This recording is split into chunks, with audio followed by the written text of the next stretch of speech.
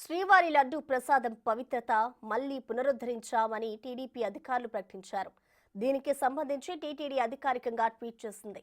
లడ్డు ప్రసాదం గతంలో వినియోగించిన నెయ్యిలో జంతువుల కొవ్వు ఉందని నిర్ధారణ కావడంతో శ్రీవారి భక్తుల్లో ఆందోళన నెలకొంది. దీంతో ఆ నెయ్యిని వెనక్కి పంపేశామని టీటీడీ క్లారిటీ ఇచ్చింది. ఇకపై భక్తులు ఆందోళన చెందాల్సిన అవసరం లేదని ప్రకటించింది.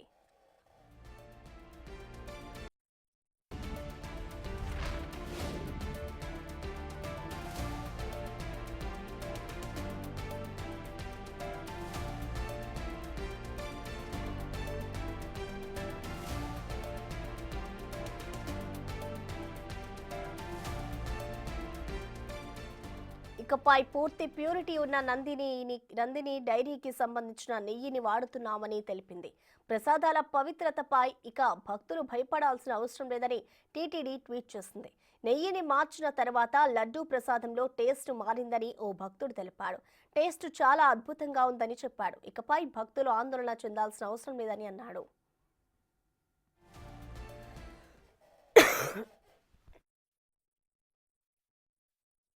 మధ్యకాలంలో ఈ తిరుపతి లడ్డు గురించి చాలా కాంట్రవర్సీలు అవుతుంది. నేను ఇప్పుడే దర్శనం పూర్తి చేసుకుని లడ్డూనైతే తీసుకున్నాను. సో నేను మేజర్ గా ఫీల్ అయిన డిఫరెన్సెస్ గురించి చెప్తాను. ఫస్ట్ థింగ్ ఏంటి అంటే దీని యొక్క నెయ్యి వాసన, ఈ నెయ్యి స్మెల్ అయితే చాలా బాగుంది. దీని వల్ల లడ్డూ స్మెల్ ఇంక్రీజ్ అవ్వడమే కాదు, దాంతో పాటు ఆ చుట్టుపక్కల సరౌండింగ్స్ లో మనం తిరుగుతుంటే చాలా మంచి వాసన వస్తుంది రైట్ నౌ అయితే.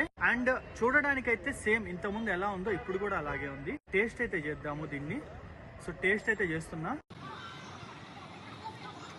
సో మేబీ నెయ్యి క్వాలిటీ ఇంక్రీజ్ అవ్వడం వల్ల ఏమో తెలియదు కానీ మంచి ఫ్లేవర్ వస్తుంది నోట్లో అయితే. ఓవరాల్ గా ఇంతకు ముందుతో పోల్చుకుంటే ఇప్పుడు తిరుపతి లడ్డు అనేది గుడ్ అనే చెప్పాలి. ఇది ఏ పార్టీకి యాంటీగా చెప్పట్లేదు, నేను నా జెన్యూన్ రివ్యూ అయితే నేను ఇస్తున్నా.